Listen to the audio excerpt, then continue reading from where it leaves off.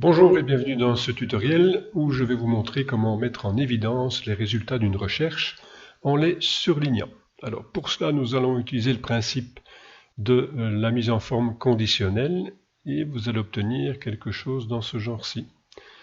Donc lorsque vous aurez tapé votre mot de recherche, par exemple ici la localité, les différentes occurrences vont être surlignées dans votre tableau et un petit plus, on indiquera ici le nombre de résultats obtenus. Voilà, on va directement passer à la partie pratique. Voilà, donc ici j'ai préparé un petit tableau Excel avec quelques enregistrements. Les différents outils d'Excel que nous allons utiliser ici, vous avez d'abord le formatage conditionnel comme je viens de vous le dire.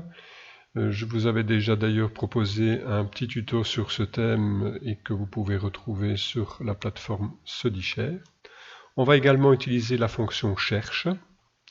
Et puis le petit plus, donc l'indication du nombre de résultats de la recherche, ce sera avec la fonction nombre si. Voilà, maintenant que le décor est planté, il n'y a plus qu'à.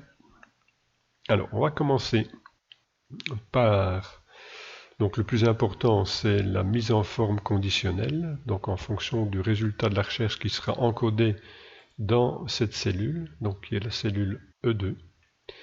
Je vais commencer par sélectionner l'ensemble de mon tableau sur lequel va porter la recherche, et puis je viens dans mise en forme conditionnelle, donc c'est dans l'onglet accueil, mise en forme conditionnelle.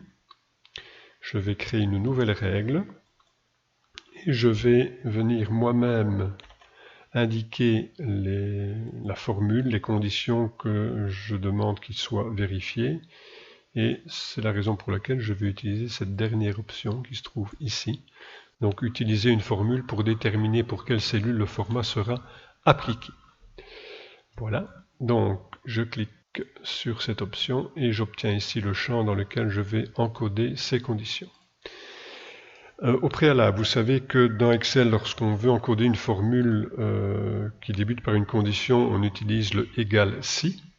Ici, comme on est dans un environnement de formatage conditionnel, par défaut, on est évidemment dans une situation de condition, et donc le si ne doit pas être mentionné. On commence simplement avec le signe égal. Alors ici, je vais entrer deux conditions. Hormis la condition de recherche que j'aborderai juste après, il faut bien sûr qu'il n'y ait pas de mise en forme particulière qui se fasse lorsque le champ de recherche est vide. Donc deux conditions, ça veut dire que je commence par et que j'ouvre une parenthèse. Première condition, il faut que mon champ de recherche E2 ici soit différent du vide. Donc je le sélectionne, il vient s'indiquer ici dans mon champ d'écriture. Vous voyez que la cellule est directement renseignée dans sa forme d'adressage absolu, puisque ici il s'agit de la cellule E2 et de rien d'autre. Donc on a bien le sigle $ qui vient se mettre devant la colonne et devant la ligne. Donc il faut que cette cellule soit différente du vide, donc le symbole plus petit suivi du symbole plus grand pour différent, et puis deux fois les guillemets pour indiquer donc différent du vide. Deuxième condition, donc séparation par le point virgule, et c'est là que je vais venir insérer ma fonction de recherche, donc je tape cherche. Attention, c'est bien cherche et pas recherche. Je vous le dis parce que moi je me suis déjà fait avoir, puis je m'étonne que le résultat ne fonctionne pas, mais j'avais évidemment pas tapé la bonne fonction.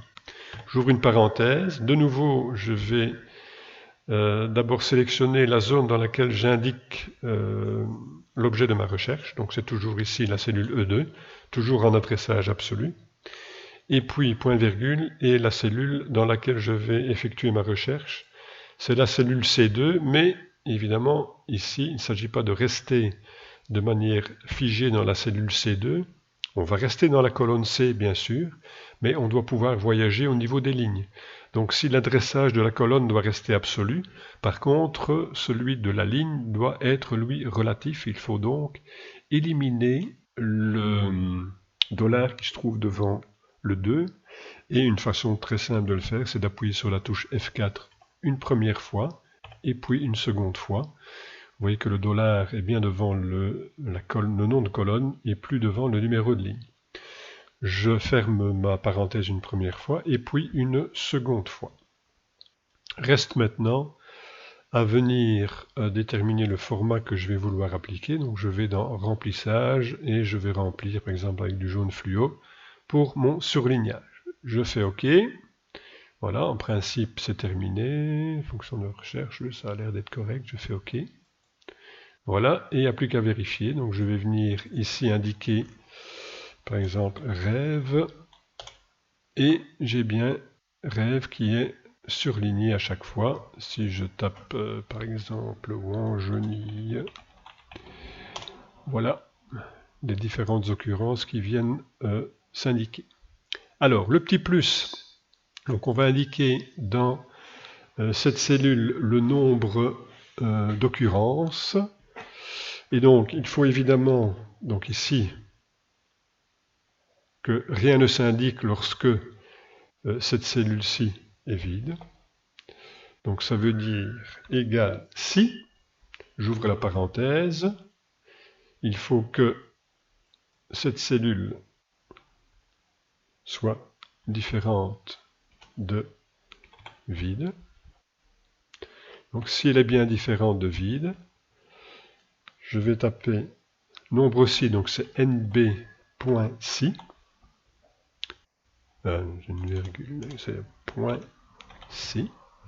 J'ouvre la parenthèse, je vais mentionner la plage dans laquelle je vais effectuer ma recherche. C'est cette plage-ci. Voilà.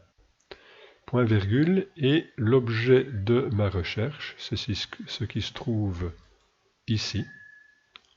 Voilà, en absolu. Je ferme ma parenthèse.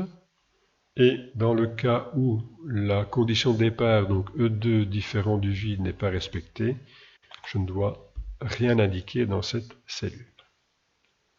Voilà. Je valide. J'espère que je ne me suis pas trompé.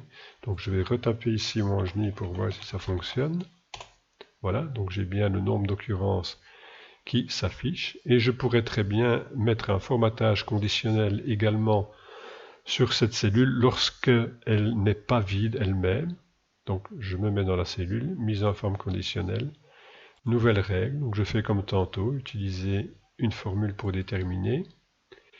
Ici, je vais dire que si cette cellule est différente du vide, je vais appliquer le format. On va mettre par exemple un fond bleu et on va faire une bordure tout autour avec un bleu un peu différent. Voilà. OK. OK. Et donc ici, j'ai bien mon formatage qui se fait. Si je delete, j'ai plus rien dans ma cellule et le formatage disparaît aussi. Je réessaye avec un autre nom, Epini, et voilà. Donc voilà, petite astuce Excel qui peut servir dans différentes situations, évidemment. Et ici, vous pourriez même, ici on a fait le formatage conditionnel sur ce qui se trouve dans une colonne.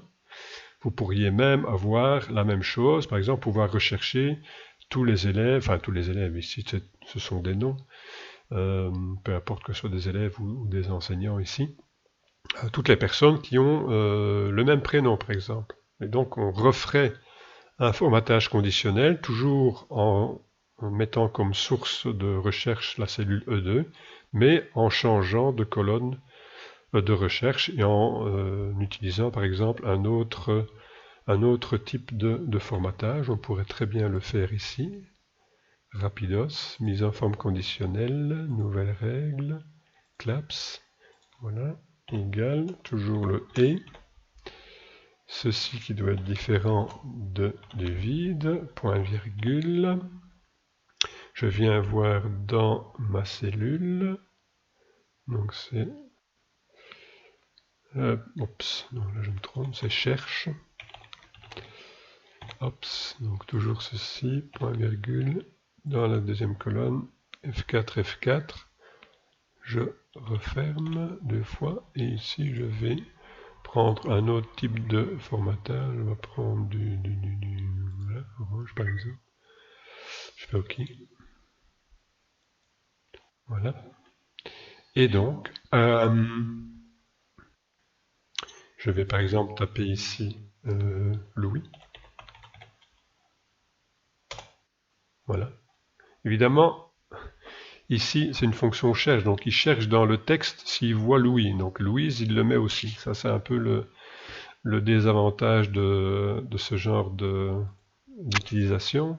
Si je prends un autre, voilà, Lara est présent une seule fois. Et donc voilà, on peut évidemment adapter sur autant de colonnes qu'on veut le résultat des recherches. Si maintenant je retape, voilà, Fleurus, voilà, j'ai mon formatage initial qui apparaît. Voilà, donc j'espère que ceci pourra vous être utile dans différentes situations. Et je vous dis à bientôt dans un autre tutoriel. Ciao!